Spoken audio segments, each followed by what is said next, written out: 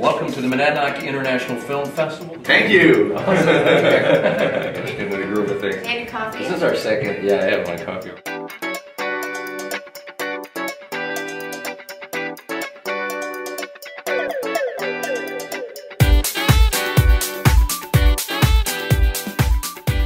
Welcome to the Monadnock International Film Festival. It's our second annual film festival. We're in Keene, New Hampshire, and we're here for 3 days looking at films.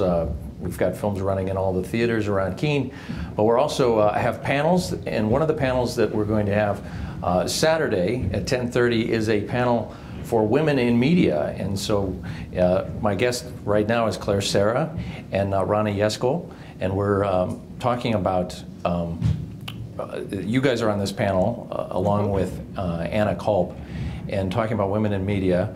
Now, Ronnie, you're a casting director, and you've directed such films as Pulp Fiction and Reservoir Dogs, and so obviously you have a great relationship with Quentin Tarantino.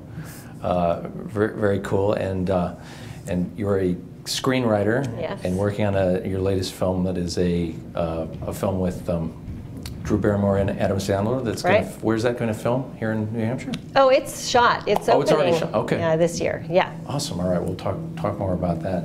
So, Ronnie, tell us what it's like to be a casting director, and how did you originally get into being a casting director? Did you started in production, or? I started in theater production. Theater production? In D.C. Yeah. And was working on a lot of theater and props and costumes and box office and stage managing. And I was stage managing a play in DC that was a hit and was moving off Broadway, and I also got into the business to act, so I thought that I would, after the play, it was moving to New York, and so I thought I would pursue acting when I got to New York, but that didn't happen, and I sort of got into casting, thought it would be an interesting thing to check out, and 35 years later I'm still doing it. But I did tons of theater in New York and went to the theater every night in New York and learned my craft. So explain what a casting director does. So you're picking out the actors that you think is going to be best in the movie. Do you work with the director? I work with the director and the producer. We talk about their vision and what they're looking for. And then I try to go out of the box and look for something that maybe they're not thinking about, or also facilitating their vision. But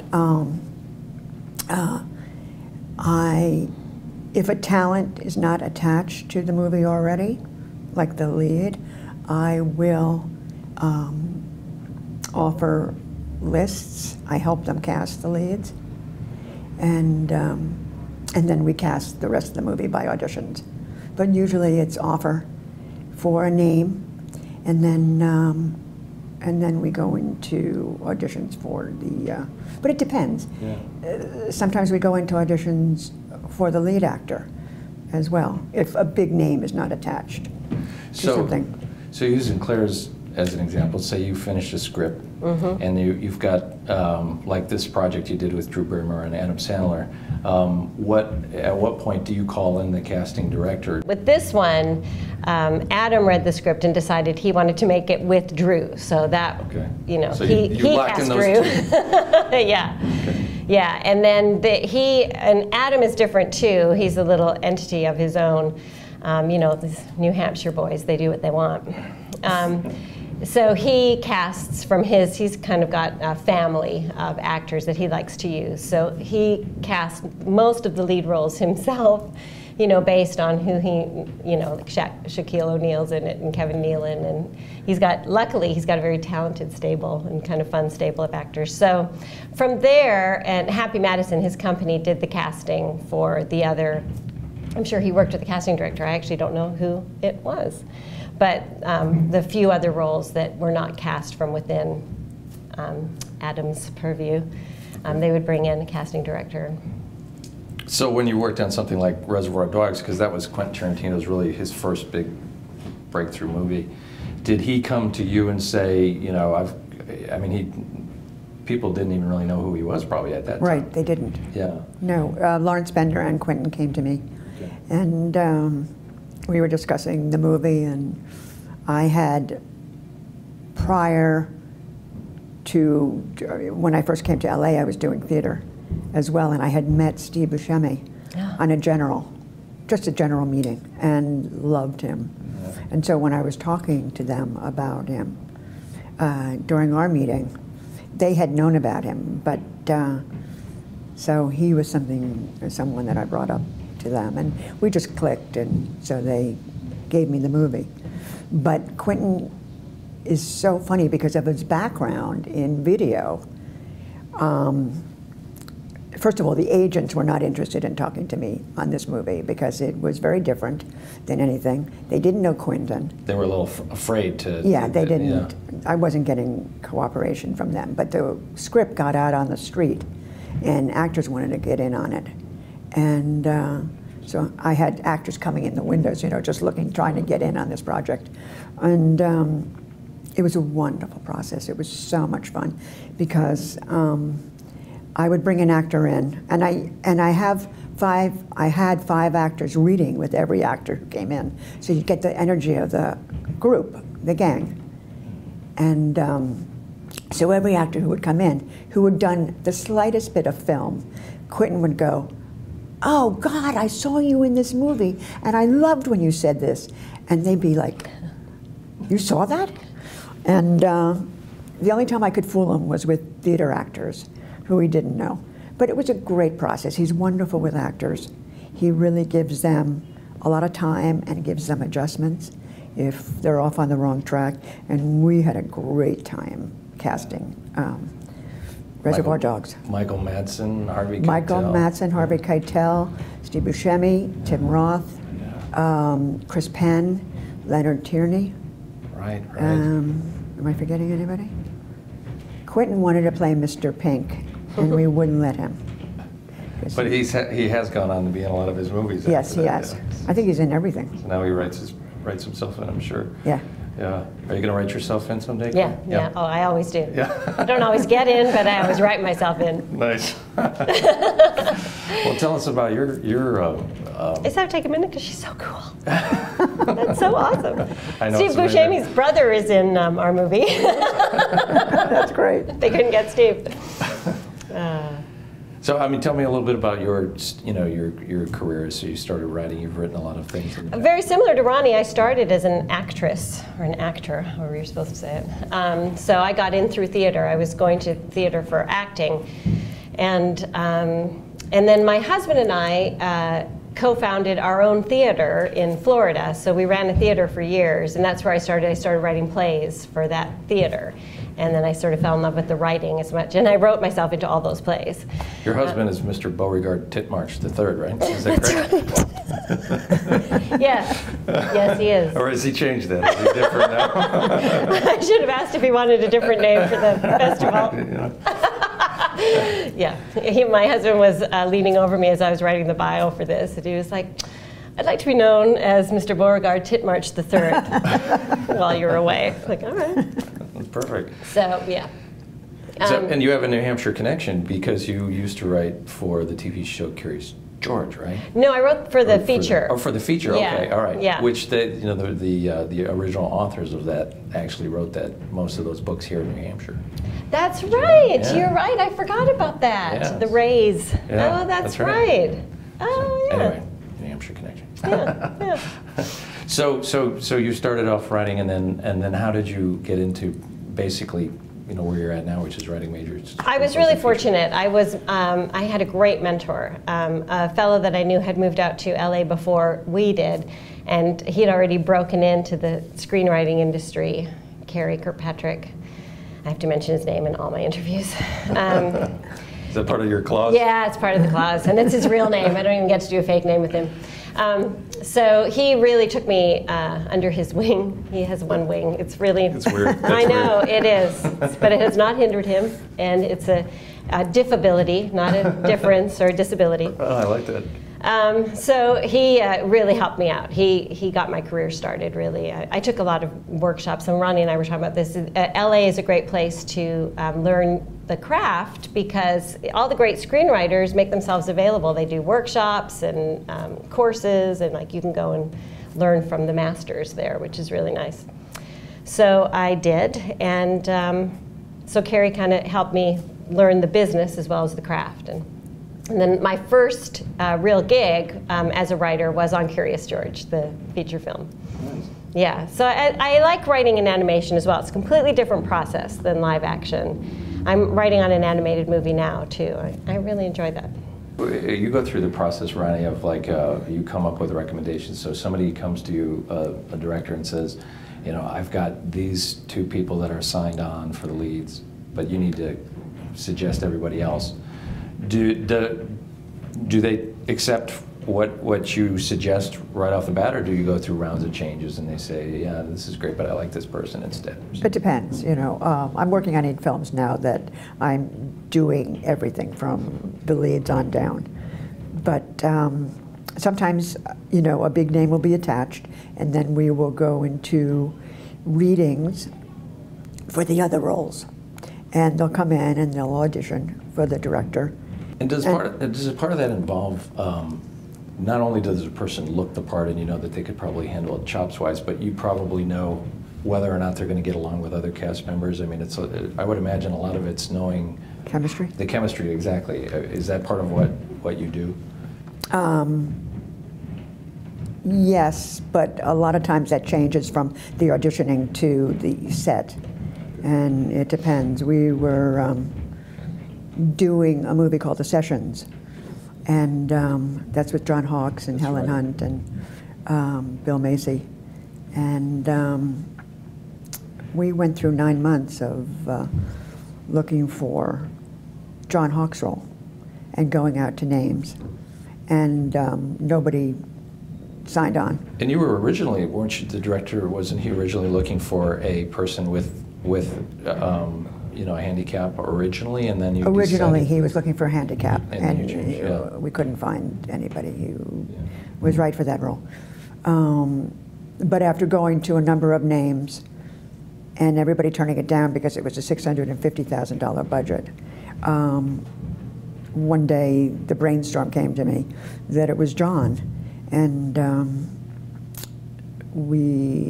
director didn't know John because he's from Australia, and it's a brilliant choice. I mean, thank you. That was a wonderful movie. Thank you, thank you. And we really enjoyed that. And I've only seen him, you know, before that movie, I'd seen him as, you know, Western roles and things like that. Wasn't? Yeah, he was on Deadwood. Yeah. And he was in The Perfect Storm, and he was in Winter's Bone. So when I suggested him to my director went, oh, you know, he's creepy. And I said, believe me, he is your guy. And so they met and fell in love. I think I told you my director's Australian, so he didn't know his work very well. And but then we were looking for the female lead, and we went out to a number of people, including Drew Barrymore. Yeah. And then we were talking after God knows how many people passed on it, because it's a very intimate role.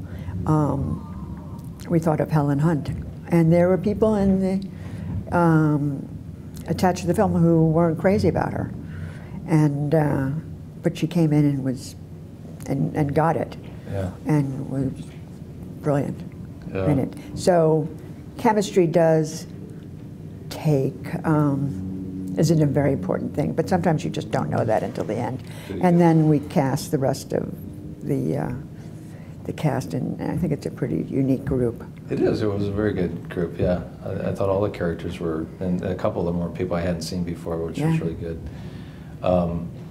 So, in terms of scheduling, like Claire, if using your example again with Drew and Adam, would Drew not be available? Like when you're trying to cast something, do you have to check everybody's schedules and say this person's going to be available to shoot at this time? Everybody, we check everybody's availability. Do you ever move the movie based on somebody's availability because you really want them in that role, but they're not going to be available for like a year? Yes, we did that on Pulp Fiction. You did? It was a whole different process than Reservoir Dogs. We had gone to, we were invited up to the agencies, CAA and UTA and Endeavor, William Morris Endeavor, and ICM, and they were talking about the biggest names in the business. And we were like kids in a candy store. Do you believe they just said this name? And we were talking Bruce Willis, and Bruce was attached to a movie at the time. And then they were talking about moving the movie so that Bruce could do our movie. And they did. Yeah. They moved the Wow. movie so he could do our movie. That's power, baby. That was the power. first time I saw that happen, power like that. So Claire, tell us about your movie that you did finish production on with. Tell us a little bit about the movie and Well, the process of this movie is it's interesting only in that it's really typical. My writing partner and I wrote it 6 years ago for Warner Brothers. They wanted a movie about the blended family phenomenon that was going on. And there was a craze for a while, I don't know if it's still going, and my brother had been on something called a family moon, where, because he was previously married with kids, she was previously married with kids, and so instead of a honeymoon, they both bring their kids, and they have, they get married and have a family moon. And someone at Warner Brothers wanted this idea for a movie. So my partner and I came up with the idea and pitched it to them and then wrote it, and everyone was sure it was going to get made, that month, and then 6 years later we had given up on it and thought, well, that's just, it's a script in our past, and got a call out of the blue. And when Adam came on board, it was just boom, boom, boom. He had actually had a film he read it, and I think it was January, and then he was scheduled to shoot a movie in May that had just gone by the wayside, and so he slotted this movie into that place. So it's just like, it just was so quick. It's like it was nothing for 6 years, and then suddenly it's like from one phone call, it's like then we were in production, which was great. Yeah. So you have a script that you did 6 years ago or whatever. Did you have to punch it up to get it up to speed with today? No, not in that way, but Adam and his partner, Tim Herlihy, did a pass on it. They wanted to change the location. We had set it originally on a ship, on a cruise, because we wanted a place where because it's two people who actually don't like each other, and their families end up on the same family holiday. It's not a family moon, actually. It's a family holiday. So we wanted them to be in an enclosed place so they couldn't get away from each other, the two leads. So we put it on a cruise, but Adam had already done a movie on a cruise, and he didn't want to do another cruise movie. So he had the brilliant idea of setting it in Africa on a safari resort, which is a great idea, and it opens up the movie. It's very exciting. So he and his partner did a pass on it to change the setting to Africa and to add some of the Sandler, vibe to the script. Yeah. So you're also an actress. Yes. And you're a writer. So when you're trying to work on your actress part of your career, are you telling your agent to get a hold of people like Ronnie? I will now. I'm going to slip her my headshot on the way out of this interview. Is that how that works? I mean, do you have a whole mailbox full of stuff that keeps coming in with people pushing absolutely. headshots and stuff? Yeah. Postcards. Yeah. Does that actually, is that how you choose some things, or do you usually go to It depends. If I see a picture and a resume that comes across my desk, or a postcard, and I like the picture, and it's haunting or it's really interesting, I'll bring them in, and I meet kids from graduating classes of Yale and Juilliard and Carnegie Mellon and all the theater schools, and I'll meet them after they come out to LA and audition, but yeah, I love to meet new actors, and it's... You have a great job because you're responsible for really kicking off people's careers, basically, just giving them a chance, A lot of people probably, it'll be their first chance. Oliver Platt used to be a reader for me in New York. And I was doing, many years ago, I was doing this Neil Simon movie called The Marrying Man. With Alec Baldwin and Kim Basinger, and that's where they met. It was a disaster, but it started off well in casting. And I also had 5 actors reading with every actor that came in, because it was also not a gang, but a group of guys that were hanging out together, and we couldn't find one of the leads. And one of my actors, Steve Heitner, you might recognize him from Seinfeld, but he was a reader on it, and he got the lead role just by sitting there and reading, because the pressure was off him, and it made his career. Do you still have to audition when you go? You know, I'm not really pursuing acting. At this point, I mean, writing takes up more than full time, so I just sort of luck into roles where I can, or where I meet really powerful casting directors. And I'll bring her in. Perfect. So you're on a panel tomorrow about women in entertainment industry. Can you tell us what it's like in terms of, is there any challenges that you had to face personally as far as being a woman in this industry, or has it been actually pretty fantastic? It's been pretty fantastic. I can't think of a thing, right, Ronnie? There's not a single thing about being a woman that has any effect. Yeah, no, it is pretty fantastic. No, I think the majority, when I first started, were women in casting. And That's now, funny. Yeah, and now it's a lot of men too, but it wasn't always the case. I'm going to say something, what's the word? Not sexy, sexist. Because casting is so intuitive. It is very intuitive. You know, and I could see why, it's the opposite of misogyny, I guess, when you credit women for something and not men. But I could see how that women would be suited because of the intuition it takes. Because, you know, I mean, aside from the script being great, casting is equally important. I mean, it's so interesting that you said intuitive, because that's how I cast. I feel it. I feel when somebody's right for a role, and it blows me away half the time when I see an actor come in and nail it, and it's like, oh my God, oh my God. Do you take it to the level of literally putting out some headshots and then you just get a pull from a certain headshot where you just feel like you don't know that actor maybe, but you just, for well, some I'm reason, drawn to the picture. You're drawn to it, yeah. But when somebody comes in and is layered and textured and has colors, it's thrilling. I was doing this movie called The Experiment. It was about the Stanford prison riot. And I had an actor, I think Elijah Wood was in it, and dropped out, and I had to see actors that day. And some names came in, and this young actor who reminded me of Philip Seymour Hoffman came in, and he auditioned, and I literally was shaking in the room. He was brilliant. And his name is Ethan Cohen. And he was wonderful. And the producers and the director wanted to use one of the names so they could promote it. So that name could go on, you know, late night and talk about the movie. But I fought really hard for Ethan because he was phenomenal. And we had a good group already. And the other people wouldn't have fit. And he was just fabulous, and he got it. And yeah. That's exciting. It must be rewarding to look back and see all the people that, you know, that have come a long way since then. And well, when you meet talent like that, and that is so worthy, and so have such a great foundation. I'm from the theater. I love theater actors because they know what they're doing. And even if it's their first project, they have a foundation. They know how to use their bodies. They know how to use their voice. They know how to interpret a script, and create a character. And there's nothing more thrilling than somebody coming in to an audition room and having those layers. It's very exciting.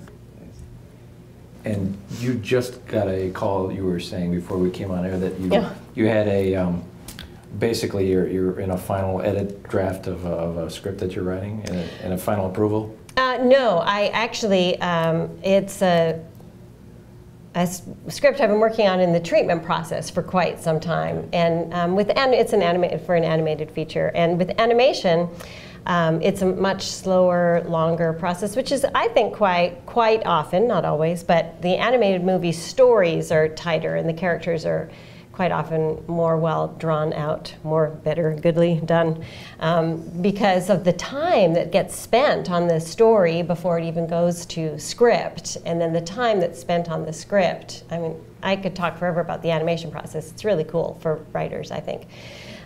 So I just finally, I got a call yesterday commencing me to draft of the first draft of the script, because we've been working on the treatment for months and months and months, and it goes back and forth and back and forth and tightening and changing and tweaking and twerking, which is not necessary, but I do it anyway over the script. So I get to start the draft, so I'm excited about that. Well, thank you both for coming, and enjoy the festival, enjoy the panel you're going to be on tomorrow, and best of luck. Thank you so much. Thank you for stopping by. Female power. Okay. Thank you. That's great. That's